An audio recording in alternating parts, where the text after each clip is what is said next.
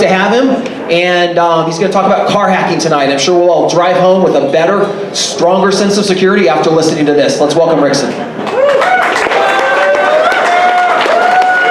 Thank you. Hello.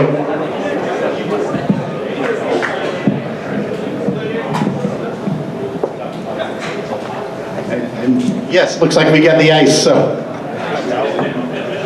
by the way, if anybody doesn't know, ICE is an acronym for internal combustion engine. So that's how this came from. So anyhow, this is an intro talk. If you guys remember, we had the colored badges before. I think green was level 1. This is going to be a level 1 talk here. So hopefully this will get your feet wet. I've talked to a lot of people, and I've been kind of getting into this over the past couple of years, and people are kind of wondering how to get started. It is a little bit intimidating at first to get started in this stuff. So that's what this talk that's what my goal is to cover. Hope to go over some things, some pitfalls I ran into. And at the end, definitely ask any questions. You can catch up with me. I brought some of my tools and some of my adapters and stuff here. I'm going to lay them out front so you all can take a look at them, see the things that I got. So yeah, basically this talk is about, car hacking. So anyhow, there are a lot of different attack vectors when it comes to car hacking. What is car hacking? I mean, that's a pretty broad scope of things. I mean, on the most basic level, it can just be any basic mods. Like some people, in order to get a better response from their engine, could put a resistor in line with their throttle body input, so that way they could make a more rich fuel mixture. I mean, hardware mods can go crazy, from basic to crazy, but those are more of like mechanical and basic electrical modifications. Your car stereo, your entertainment system, the info system, all of that. That's a whole broad area, as we've seen from talks in the past. The telematics unit, that's going to be a new fun area, and that's kind of at the forefront of everybody's focus right now, because if you can access these cars remotely, now we want to jump into the other parts of the car from there. And then there's the network and bus communication. So all these cars are so high tech now. There's so many microcontrollers and computers in this car that they all have to communicate. And that's really my focus for tonight, is going to be the network and bus communications. So there are a lot of different interfaces on the cars. The legacy interfaces of yesteryear, probably from about 1996 or about 2006, those are like the Keyword Protocol 2000 was a more recent one. Before that, there was a P1 PWM, the VFW, the ISO protocols. And those were when OBD2 first came out. There's OBD1 interface, which first came out when cars needed to have better emission standards. And we started seeing fuel injectors for the first time, and catalytic converters and the O2 sensors. And OBD1 said that you have to have a system, but every manufacturer had their own. OBD2 came out, and they said, okay, you have to standardize. Everybody has to have, there's a protocol, and the protocol needs to give this kind of information if you send this request. But they didn't specify electrically how that worked. So they had the same plug, but they had like several different wireline protocols that went on that same plug. And then finally, outside of those interfaces, there's Bluetooth and Wi-Fi that you can talk to the telematics unit or the entertainment system of your car. That leaves a whole new area of focus as well. But any of the modern adaptation, OBD2 in 2008 mandated that we had a standard protocol, and that would be the CAN protocol that is more common and ubiquitous that everybody's using. Finally, they standardized the actual wireline protocol that everybody's using, and pretty much any car manufactured since 2008 up until recently, you can plug in with a CAN interface and talk to it. With the same interface is going to work with almost every car. And now they've started to emerge past that. There are some it's superseded these protocols a little bit. There's a CAN FD, which is a new higher data rate because now there's so much data going across these networks. They've had to figure out a way to make a backwards compatible protocol with CAN, but also put more data through the wire. There's automotive Ethernet, which is another cool thing. A friend of mine's car, he has a BMW, and it's all automotive Ethernet. You plug into that thing with the automotive Ethernet adapter, and you just pull DHCP, it gives you an IP. And I mean, that's pretty simple, right? Is it ODP2 standard? That is, I don't know exactly what standard that is. I believe it's still compliant, but I don't know the specifics of that. And then there's a LIN interface. A LIN is the, it's a very short range, very small device count network. It's used for, like it might be used just inside your car door, and that'll go between a car door control module and say the mirror, the windows, the blinker light in the mirror. All these things is going to go over another network bus it's just like a subnet. So the CAN bus is what we're here to talk about today because this is the ubiquitous thing that we could do a lot of interesting things with that. The CAN bus, we're going to find something common on every car that we go into to interface with a CAN bus. And that's this thing right here.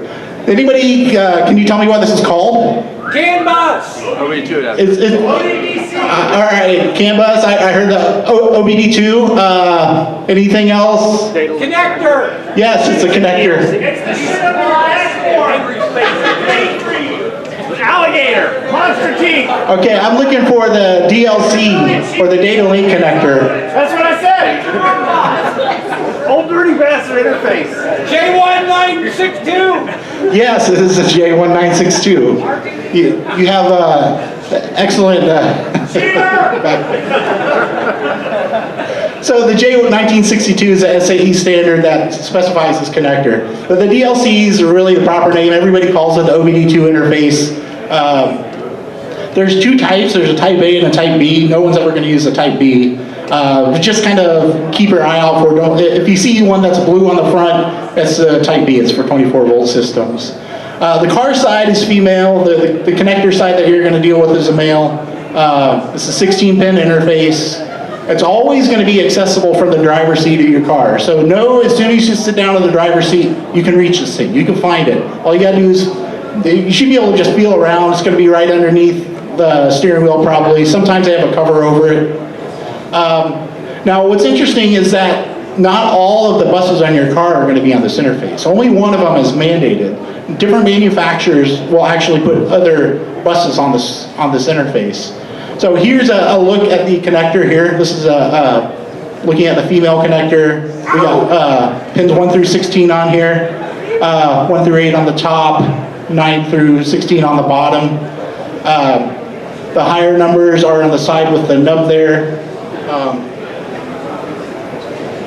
Pins 4 and 5 are the ground. Pin 16 is going to be plus 12, and it's going to be active all the time. So those are the only standard wires on this interface, for the most part. Like I said, from the 2008 model year through about now, pretty much all cars are going to have pins 6 and 14 with the actual CAN interface on it. And this is the cables that you're going to get and the interfaces you're going to wire to are going to use these two lines here. Now, other cars and other interfaces do use different pins on the connector, but typically 4 and 16 are going to be used for the CAN. So remember the old protocols that I was talking about before, the first original OBD2 protocols, those will use lines like this right here. 2 and 10 are going to be PWM pins.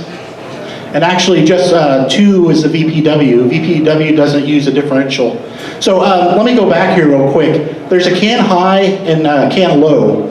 And what that is, the CAN is actually a differential interface. So what it does is signals across both the wires at the same time. Instead of like a TTL signal where you're going to have you're going to reference the signal to ground, these are going to reference against each other. So the CAN high is going to go high on the high side while the line goes low on the low side. And that's also what these PWM lines do. It's also a differential interface. The VPW isn't, and that it uses only a single wire in reference to ground. The KWP2000, the keyword protocol, that's another one of the older ones. It's also a differential. They have the K line and the L line. K line, yeah, you've been K line. So, IRC joke. yes, it's an IRC joke. I heard a couple of chuckles, so that was good. There's so obviously different manufacturers can elaborate on these connectors. You can see here what GM's doing. They put a whole ton of connectors or a whole ton of buses on their line. So you can see the CAN line, the KWP, the PWM line. They also have a medium speed CAN bus on their interface, as well as a low speed CAN bus, which is probably going to be more like Lin. Ford does it a little differently. Here's their pinout. On Ford, they've only got, it's pretty simple. It's power, ground, and 2 high-speed CAN buses. The regular interface and the second one they call high-speed CAN bus 2. So the next question is, how are we going to hook up to this? And that's with our CAN bus adapters. So there are a ton to choose from. I've got a bunch listed here. The CANtact is one that I like. I know Eric, the designer of it, is pretty cool. It's open hardware. It's not too terribly expensive. It has jumpers on there, so if you get the wrong type of OBD2 cable, you can actually change the jumpers on it. So, it's also flashable. It has a STM microcontroller on it. The protocol that it comes with preloaded on it has it's like a standard serial interface.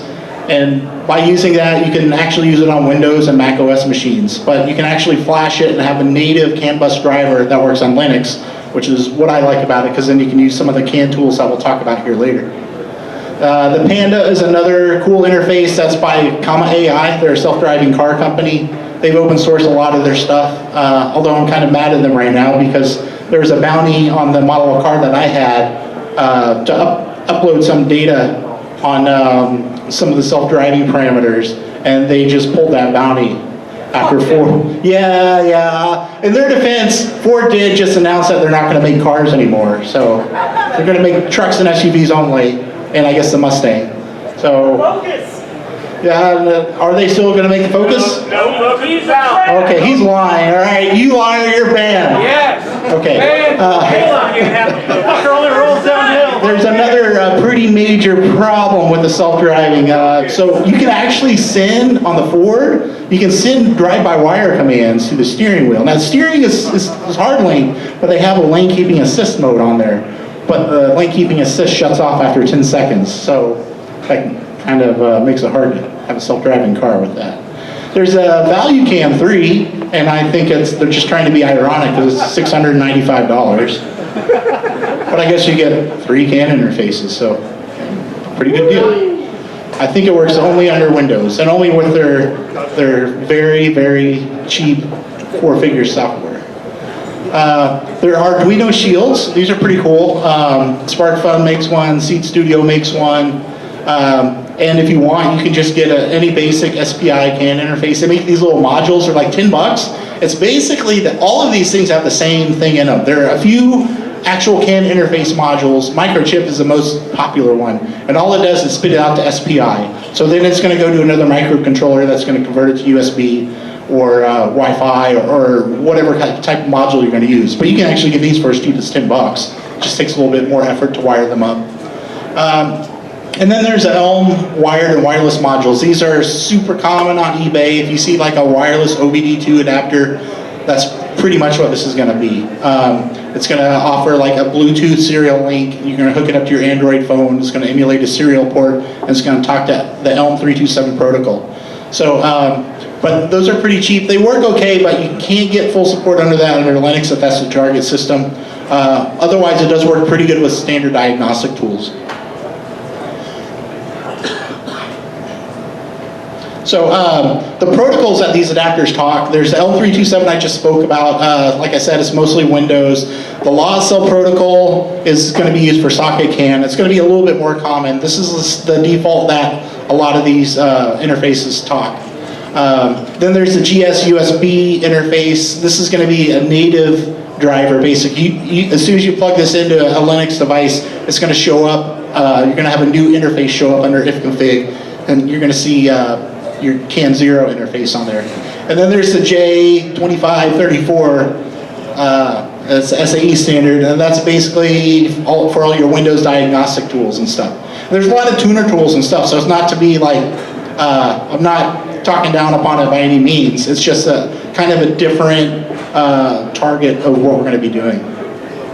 So once you get your interface, typically most of these are going to be just like a box. You're going to have to get your cable too. These, don't worry, they're only $10. They're pretty much universal. And yeah, just go look for OBD2 cable on Amazon, eBay, whatever you want, you'll find it for $10, I promise you. So you have your adapter, you have your cable. There are probably some other accessories that you're going to want to get. But these are going to make life a little bit easier for you and help you with your debugging. First of all, there's a splitter cable. These, again, you can probably get them for 10 or 20 bucks. I like this one here because it's got all 16 pins connected. You'll see it's pretty common that, like if you think about it, that connector that we were looking at before, that's got a DB9 on it. There's 16 pins on the OBD2 port. So obviously, a good number of these pins are not connected. So if you're lucky, maybe you can get something other than the CAN interface. If not, well, then you're kind of out of luck. You'll have to get a new cable and build your own.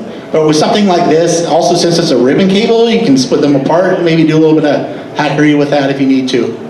The cable kit that I mentioned before is just kind of something that I put together on my own. And this is something I haven't seen anyone else talk about. So this is my original work that I bring to the table. So there are a bunch of different type of connectors that you can get to, what am I thinking? Like plugs and stuff to kind of hook up to other devices on the bus. So the OBD2 interface, or that DLC interface, is going to be the only standardized connector that we're going to deal with. Once you get out from there, like if you're going to want to plug in directly to your lane keeping assist camera, that's going to have its own plug that you're probably not even going to be able to find that anywhere unless you go to a junkyard and cut it out of an old car. So you're not going to want to take these connectors apart, try to build your own. You're going to want to unobtrusively connect into these wires. And that's what this cable kit here does. So first is this, the piercer. The piercer is this cool little job.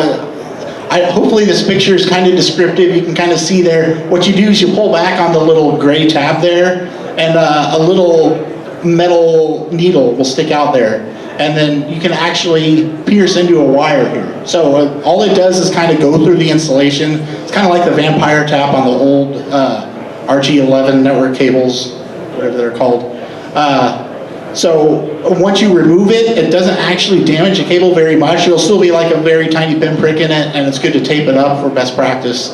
But if it's like inside your car, inside the firewall, it probably doesn't matter too much. But this is a good unobtrusive way to kind of tap into a cable. Another thing really handy that I got is a back probe kit. And what this is, it has a whole bunch of very tiny wire connectors that kind of looks like this. And what it does is allow you to kind of, with the connector intact, kind of go in behind it and then make contact with the connector on the inside of it. Here's a picture of it in action. So this way you don't have to dismantle anything. You don't have to worry about damaging the wires or anything like that. And it also helps you not have to work back in the wire and trace your wires up and make sure you get the right ones. You're going directly into the pins, so you know exactly which pins you're connecting to. And then finally, there's this a really cool tool. I don't know if anybody has ever played around with telephones and stuff. Yeah! Lyman's handset, baby! Absolutely. Oh! Who said that? Who said that? I did! No, he didn't. That guy sucks. All right. That guy sucks. Don't do it, Paul. Yeah! All right, you have to die for that, sorry. So yes, exactly. This is the same type of connector used in the Lyman's handset. And the part that I'm most fascinated, they do have the single spike is kind of like that piercer I showed you the other, but the bed of nails is really cool. If you never use this, I absolutely recommend getting these connectors and playing around with it. But the bed of nails has a whole bunch of little tiny little needles on it, and it'll pierce through the wire and make contact. And this is a great way to make a temporary connection. It's good for data. You can actually, talk on the CAN bus with this. It's really cool. And you can buy the connectors individually. You don't have to go to a teenager who stole one from a telephone truck or something like that and buy it from him. So once you have your connection, it's you can go ahead. I think it's time for us to hook up our interface and start receiving and sending data. So first step is we're going to connect the device. And this is where I had a problem. When I first got mine, I had a problem with my CAN interface, and it wasn't working. I was kind of pulling my hair out. Didn't know what I was doing wrong. So, and obviously the different interfaces are going to have their nuances and stuff. But basically, whenever you first connect, this is, like I said before, I use the CanTac. It works for me. And on the CanTac, there are a couple of LEDs. There's a green and red LED.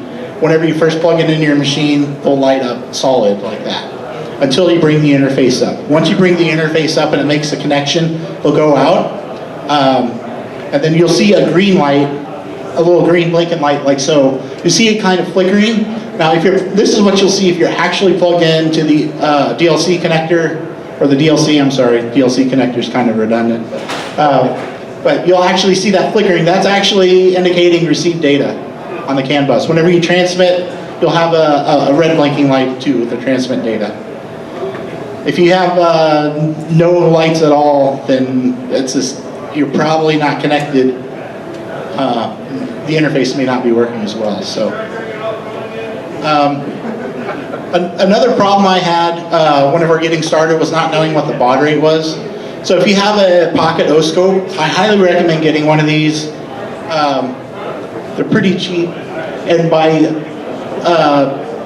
using a pocket oscope, you can actually figure out the baud rate of a signal going across the wire. That'll save you a lot of time of trying to reconfigure an interface and change the baud rate on it. So if you look on here, the little yellow line is the time for division. So it's showing 5 microseconds per division. You can't actually, the division lines are too light here. It's not those 2 white lines, but they're hard to see. But if you actually look at the waveform on here and look at the pulse, the width of the pulse can help you determine the baud rate.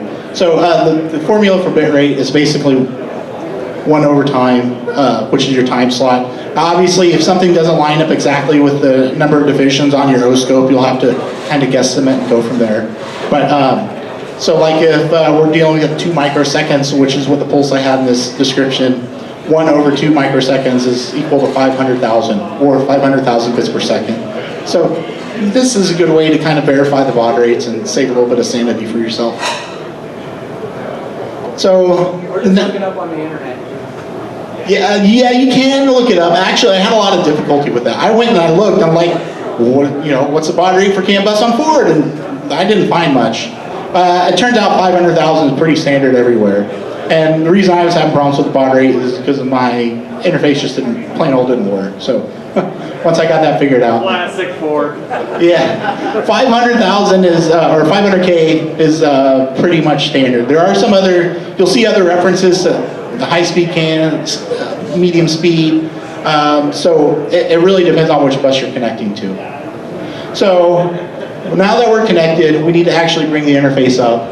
And basically, so the CAN interface, if you're using it the way I'm doing it, and it shows up as a native CAN device, you just use the regular IP Route 2 tools to bring up your interface and configure it. So IP link set up, CAN 0, you gotta specify the type, which is CAN, and then the bit rate.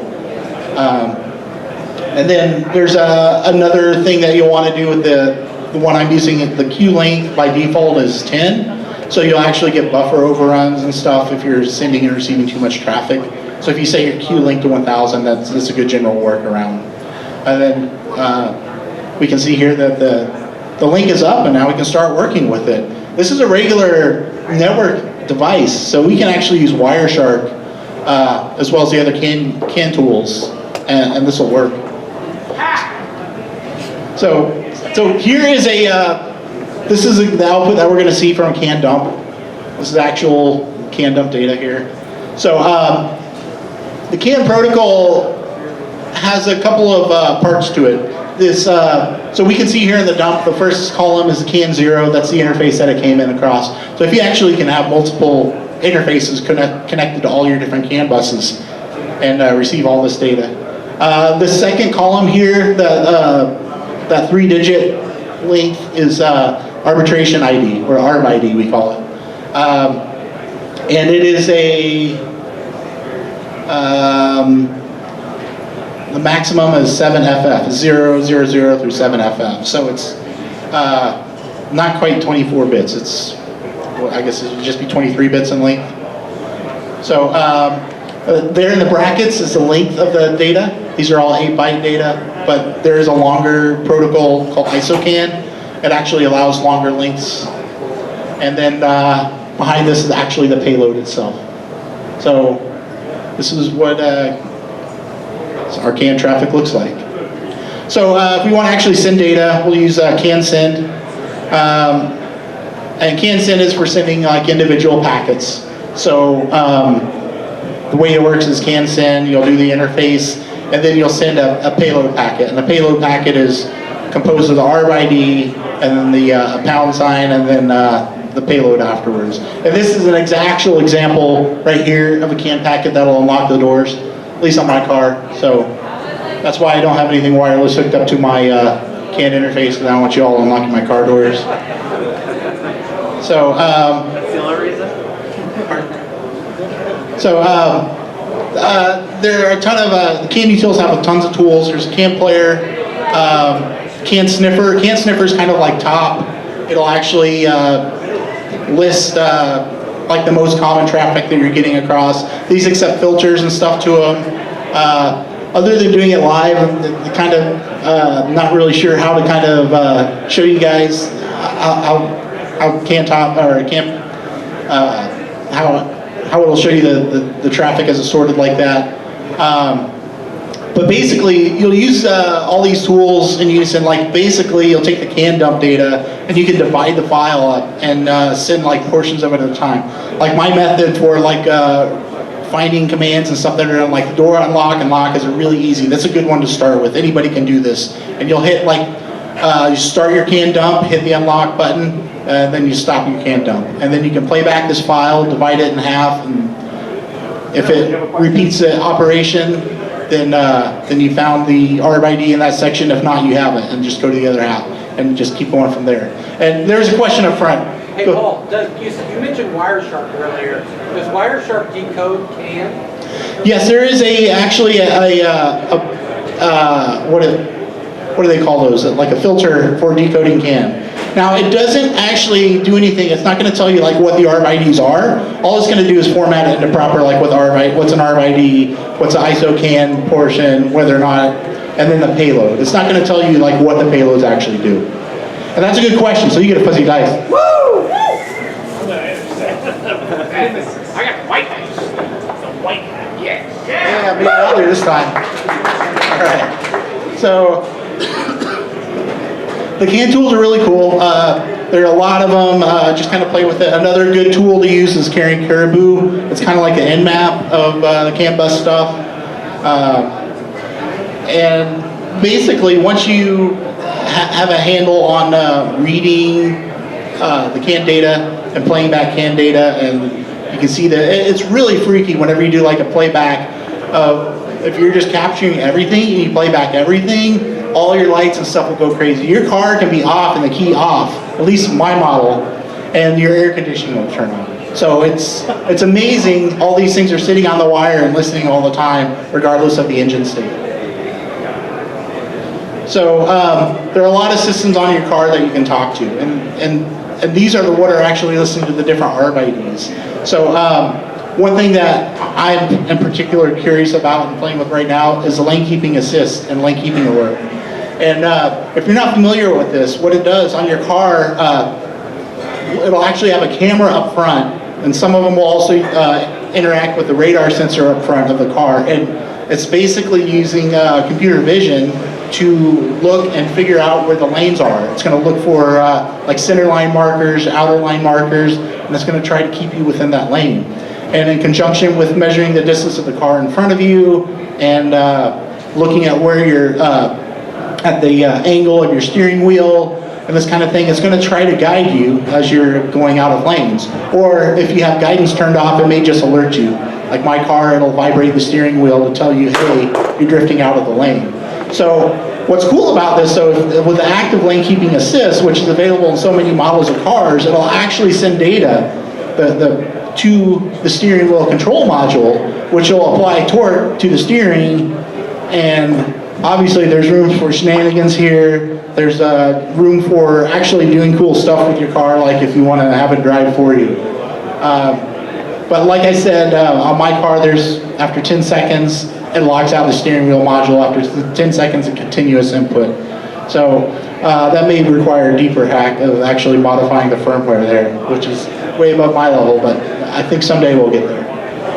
So you can see here with this diagram that the large number of different systems that we're interconnecting to. So the IPMA, that's the internal mirror assembly.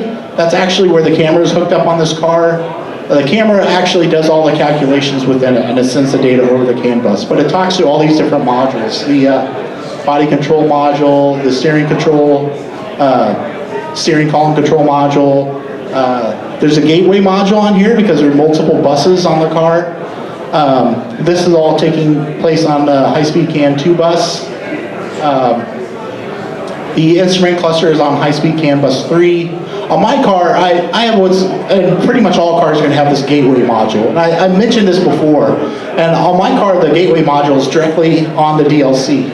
So the DLC exposes, as you, hopefully you guys can see it here, but the main CAN bus, high-speed CAN 1 connects through. That's the main CAN interface that everybody talks to. High-speed CAN bus 2 is also passed through. High-speed CAN 3 is not. And everything here, and as well as the medium-speed CAN bus, are going to have to go through the gateway module. The gateway module, just think of it like a router, and it's going to route certain types of traffic from one bus to the other. So, along with this, there's so many opportunities to explore. Obviously, like the different modules, there are a few modules that will actually span multiple buses. So, disconcertingly enough, the entertainment module is one of them, and actually sits on multiple CAN buses. So, so there's a lot of room for exploration here. I highly recommend looking at like the factory service manuals. It'll do a good job of outlining exactly which modules are connected to which CAN buses, and kind of give you an idea. Like on my system, the high-speed CAN 3, there's not a lot of interesting stuff on there. There's the steering wheel control or the steering wheel's on CAN 2, which is exposed at the DLC, which makes it a lot easier to work with. But on CAN 3 is the instrument cluster module and a few other boring things, so I'm not too concerned with dealing with that one, luckily. How do you identify what's on that CAN bus? So if you're using the CAN dump or whatever, how are you able to determine that I'm looking at the steering wheel, or is that just through trial and error? Yeah, so there's going to be a lot of trial and error. So the RFIDs, there is a little bit of method to it. Typically, in general, the lower the RFID is, say the 0 and 100 series, are going to be more important devices. Those are going to be like your engine control module and things like that. The 300s on my series of car are going to be some of the trim options. So like my door functions are in the 300 series. The 700 series is UDS. UDS is the Universal Diagnostics. That's going to be things like your handheld OBD2 scanner, your CAN scanner, that uses UDS. And UDS has certain standardized things for service. Are people documenting those values for cars? Some of these values are documented, but it's not, there's like no universal format out there, there's no universal wiki. Unfortunately, it takes a lot of spelunking at this time to go get the data. So there are a few projects that they kind of work on stuff. Ford has actually a project called, I think it's OpenXCD or something like that. And they actually had an open interface so you could connect to the CAN bus and control certain functions of your car. But they had a very small set of, I think, 27 ways you could interact with it. And they were very closed off about other stuff. So it seemed like a nice idea, but once you got into it a little bit, you realize that, no, they're just trying to make something for people who manufacture accessories and not really help out people like us. So. Comma AI has also done a lot of work on their self-driving platform, and they have a standardized file format as well, and there's some data out there on that. But again, it's another ad hoc project, and there's no single place that you can get all this data from. So some references here real quick. OpenGarages.org is great. This is run by Craig Smith, who was the guy who wrote the Car Hacker's Handbook, which I highly recommend. Factory service manuals are awesome. You can see wiring diagrams from your car. I mean, it's worth its weight in gold. So Chilton's are good and all, but it's hard to beat the factory service manuals for most brands.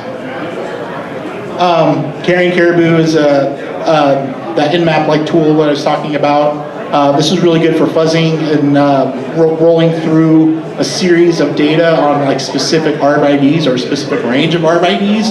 And this is a really good way to trigger certain types of activity. For example, if you know your door's in a 300 range, or you know the actual RFID it's on, you can roll through and watch for activity on there. And then the Miller and Valasek paper, Remote Exploitation of an Altered Passenger Vehicle, is a great read. It's very in-depth, and they talk about their pretty famous hack from a couple years ago. So, and then I want to give a quick shout out to some people here. We got Craig Smith in Open Garages. That's the author of the book I was talking about. Eric Emichik, he wrote the he makes the CanTac module. He's a pretty cool guy. He's done a couple of, did another pretty awesome recent hack on denial of service of vital messages over the CAN bus. Car Hacking Village is great fun. Not only have they been at DEF CON, but they're at so many cons nowadays. And if you don't make it to DEF CON, but you make it to another con with them, I highly recommend checking them out and talking to them. The DC 25 Car Hacking Village CTF team, with Arch Wisp and SecDSM crew, Dre Haas, Tom Pohl, XBCW9, and Zoom Equipped. We have a channel on SecKC Slack, Car Hacking. It's not too terribly active, but some cool stuff comes across it, so I recommend everybody join if you're interested in this stuff. And Charlie Miller and Chris Valasek, they did, their presentation makes it look pretty chill, but they actually, when you read into the stuff and what they've done, it took a lot of work, a lot of time, and they really did pave the way for a lot of us, including me. So that's the end of what I have, but if there are other questions.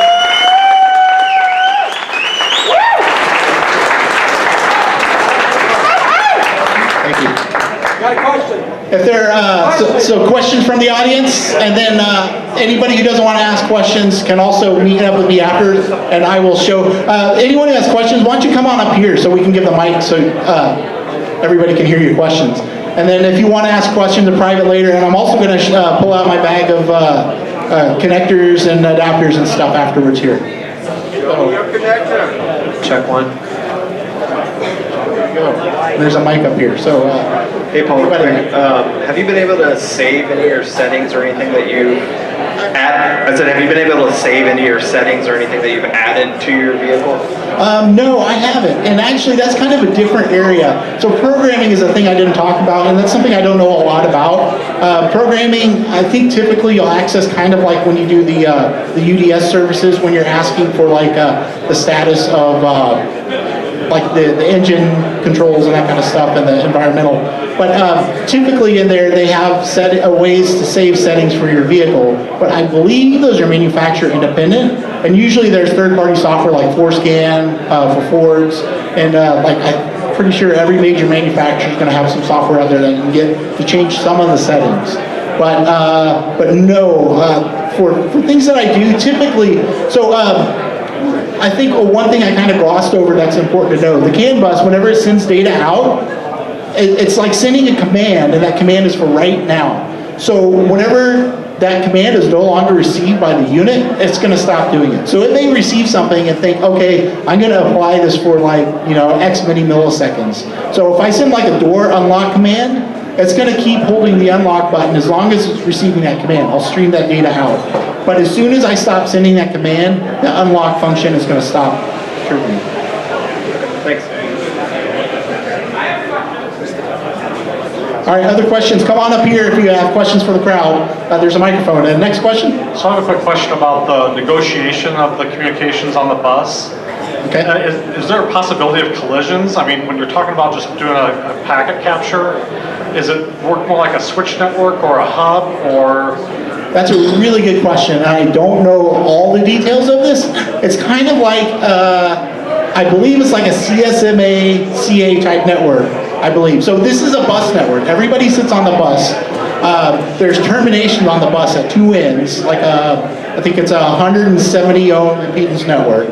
And, but yes, basically, since the chips and everything control the low level, the layer 1, the layer 2, I don't know exactly how this portion works, but it does automatically detect collisions and it backs off and it'll do retries. There's actually like an acknowledgement capability as well. I'm not sure if this even happens on cars, but yeah, there is some mechanism for detecting and handling packet collisions. And the best answer I can give is, for the most part, it just works. And I would assume like the lower the ARP number you said, the more critical the process is. I would also assume as far as that negotiation goes, that those would probably get a higher priority as well. I believe so. So I'll bet there's probably part of the back-off algorithm is time-based, and it's probably going to be like a shorter time base for the higher priority RFIDs. But yeah, yeah, that's an excellent question. I don't know a whole lot, but there should be good resources out there that explain that. I have two questions, actually. Okay. Firstly, is there any way to best lock out anyone from remotely accessing my car, say? Okay. Well, Is there anything that you'd actually recommend for doing that? okay. So that's kind of a loaded question. It depends on what the vintage of your car is, how exactly your mechanism works. What do you mean by lockout? I assume you mean ignition, but. Yes, more door locks and ignition locks for newer vehicles. So for door locks, just keep that bus not exposed to the outside where somebody can get to it and trigger it. Because I